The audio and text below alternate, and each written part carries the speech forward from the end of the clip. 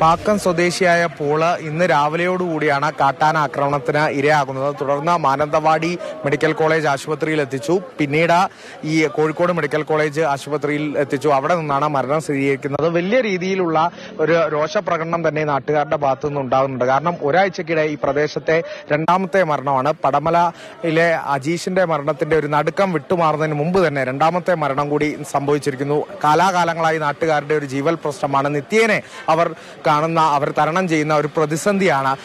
അപ്പോഴാണ് രണ്ടാമത് ഒരാൾക്ക് കൂടി ജീവൻ നഷ്ടമായിരിക്കുന്നത്. പഞ്ചായത്ത് പ്രസിഡന്റാണ് നമ്മോടൊപ്പം ചേർന്നത്. എന്തായിരുന്നു ഈ ഒരു സാഹചര്യം?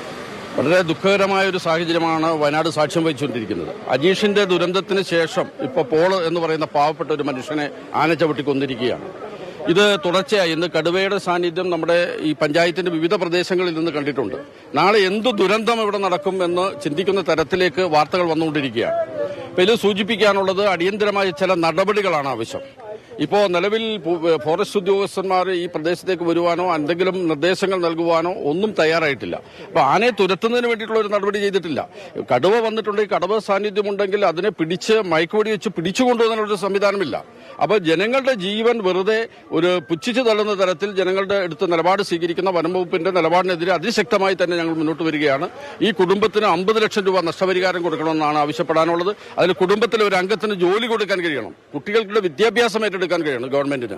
അങ്ങനെ വളരെ ഭയാനകമായ ഭീതിജനകമായ ഒരു അന്തരീക്ഷത്തിൽ ജീവൻ കയ്യിൽ പിടിച്ചുകൊണ്ടാണ് വയനാട്ടുകാർ മുന്നോട്ട് പോകുന്നത്. പുൽപ്പള്ളിയുടെ വിവിധ പ്രദേശങ്ങളിൽ വന്യമൃഗശല്യം രൂക്ഷമാണ്.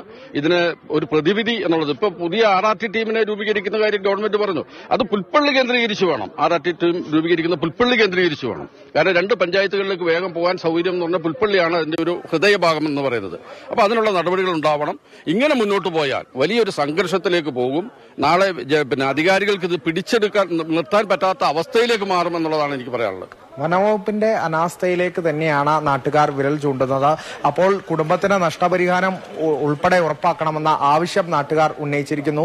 എന്തായാലും അജീഷിന്റേതിന് സമാനമായ പ്രതിഷേധങ്ങൾക്ക് തന്നെ നാട് സാക്ഷ്യം വഹിക്കും എന്നുള്ളത് നാട്ടുകാർ വ്യക്തമാക്കിയിരിക്കുകയാണ്.